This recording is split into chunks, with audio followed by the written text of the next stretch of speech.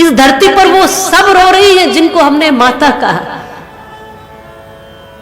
गौ माता भी रोती है, भारत माता भी रोती है, गंगा यमुना भी रो रही है, अपनी माँ जिसने जन्म दिया वो भी रो रही है, जिसने पाला वो भी रो रही है, जिसका दूध पिया वो भी रो रही है, जिनका जल पीकर तृप्त हुए वो भी रो रही है, जिसकी मिट्टी में खेले वो भी रो रही है। और जब वो रोती रहेगी तो हम कैसे सुखी होंगे?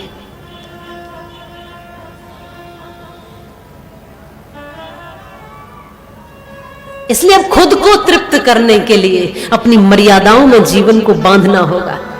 यहां किसी की कोई मर्यादा ही नहीं है। यहां सब दौड़ रहे हैं अपने अपने तरीके से।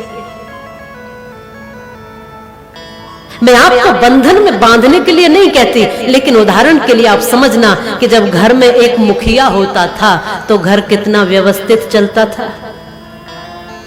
एक घर का मुखिया पूरे घर को व्यवस्थित करता था, क्योंकि पावर, शक्ति, सत्ता उसके हाथ में है और सबके भाव को, मन को समझ करके सबको एक व्यक्ति प्रसन्न करता हुआ अपना जीवन, अपना परिवार की गाड़ी को आनंद से आगे ले जा रहा है। लेकिन आज जितने लोग उतने ही मुखिया है। हर एक व्यक्ति मुखिया है, हर एक व्यक्ति बड़ा है। अरे 2 वर्ष का बच्चा भी कहता है मैं इस घर का मालिक हूं।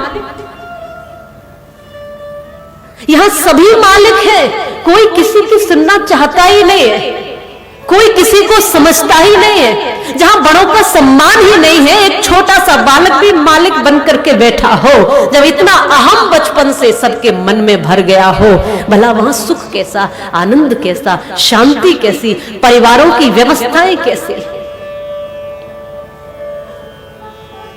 अरे कहीं तो समर्पण करना पड़ता है। परिवार की गाड़ी को चलाने के लिए किसी को तो सौंपना पड़ता है अपना जीवन। अभी हम सब मुखिया बने हैं, इसलिए सब रो रहे हैं, क्योंकि किसी से गाड़ी संभलती नहीं। सबकी गाड़ियां इधर उधर टूट रही हैं, गड्ढों में गिर रही हैं, दुखों की खाई में गिर रही है, अधर्म पाप की खाई में गिर रही। अभी सब अपने अपने तरीके से गाड़ी चला रहे हैं। अरे जो चलाना जानता है वही तो मंजिल पर पहुंचाएगा। यहां चलाना जानते नहीं है, लेकिन चलाने का प्रयास सब कर रहे हैं गाड़ी को। इसलिए गृहस्थ ग्रस्त बन गए हैं, ग्रस्त नर्क बन गए हैं, और परिवार उसमें झुलस रहे हैं, उलझ रहे हैं, दुखी हो रहे हैं, टूट रहे हैं। और रोज रिश्तों को न जाने हम कहते हैं किसकी नजर लग रही, किसी की नजर नहीं, अपनी ही नजर लग रही, क्योंकि रिश्तों को समझा ही नहीं है, गाड़ी को चलाना आता ही नहीं है, बंधनों को बांधना आता ही नहीं है।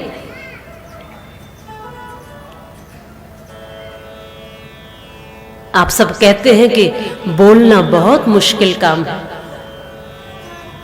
हां, मुश्किल तो है।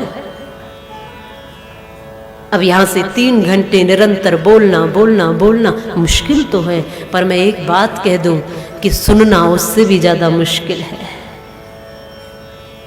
आज का समय वो है कि कोई किसी की सुनना नहीं चाहता, सब बोल ही तो रहे हैं। पिता पुत्र को सुना रहा है और पुत्र उल्टा पिता को भी सुना देता है।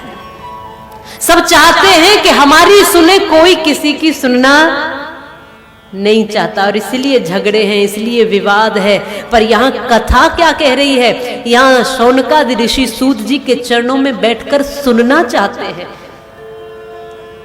यहां नारद जी भी सुनना चाह रहे हैं, या फिर वेद व्यास जी भी सुनना चाह रहे हैं, या फिर सुखदेव जी भी सुनना चाह रहे हैं, या फिर परीक्षित जी भी सुनना चाह रहे हैं। अपने से बड़ों से सब सुनने के लिए बैठे हैं, और फिर जब सुन लिया है, जब धारण कर लिया है, जब भीतर प्राप्त कर लिया है, उसी अमृत को फिर प्रसाद बनाकर दूसरों को बांट रहे हैं।